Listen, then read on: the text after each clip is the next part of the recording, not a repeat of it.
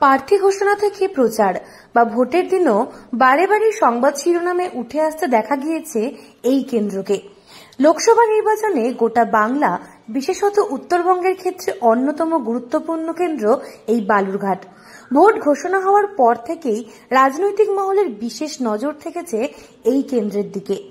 প্রার্থী ঘোষণা থেকে প্রচার বা ভোটের দিনও বিভিন্ন সময় সংবাদ শিরোনামে উঠে এসেছে এই কেন্দ্র। লোকসভা নির্বাচনে দ্বিতীয় দফায় ভোট গ্রহণ বালুরঘাটে। ফলাফলের দিনও নজর কাড়ল বালুরঘাট। হাড্ডাহাড্ডি লড়াই বালুরঘাট লোকসভা কেন্দ্রে। কড়া টক্কর বিজেপি ও তৃণমূলের মধ্যে।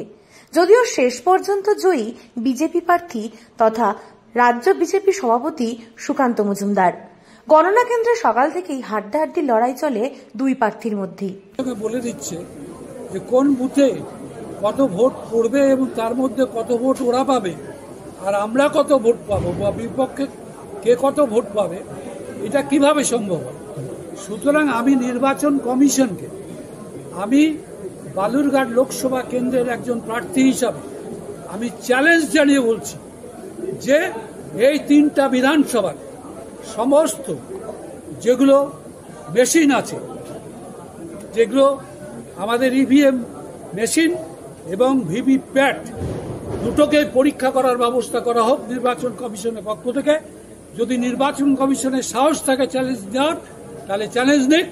কারণ এই সিট আমাদের 50,000 থেকে 1 লাখে ভোটে আমাদের জেতার কথা ছিল, সেই জায়গাতে এই মাত্র 9,500-এ এই জেতা হারার ব্যাপার এটা নয়। কড়া টক্কর বিজেপি ও তৃণমূলের মধ্যে। যদিও শেষ পর্যন্ত জয়ী বিজেপি প্রার্থী তথা রাজ্য বিজেপি সভাপতি সুকান্ত মজুমদার। গণনা কেন্দ্রে সকাল থেকেই হাড্ডাহাড্ডি লড়াই চলে দুই প্রার্থীর মধ্যে। কোনো সময়ে তৃণমূল প্রার্থী বিপ্লব মিত্র এগিয়ে যান, তো কোনো সময় আবার এগিয়ে যান সুকান্ত মজুমদার, যার ফলে রীতিমতো টানটান উত্তেজনা দেখা যায় বালুরঘাট ডিসিআরসিতে। তবে শেষ হাসলেন সুকান্ত মজুমদারই। কড়া টক্করের শেষে 10,386 ভোটে জয়ী হলেন সুকান্ত মজুমদার।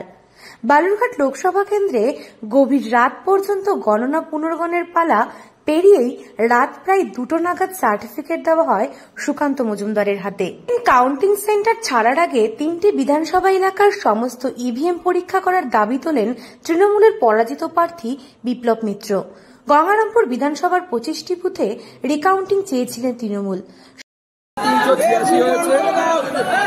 এত লড়াই সংগ্রাম, এত বাধার পর এই জেতাটাই হচ্ছে বড় কথা। মার্জিনটা কি সেটা বড় কথা নয়। এবং যেভাবে কোনো কারণ ছাড়াই রিকাউন্টিং করা হলো, মানে এক কথায় প্রকারান্তরে চেষ্টা হচ্ছিল যে হারিয়ে দেওয়া যায় তুই যায়।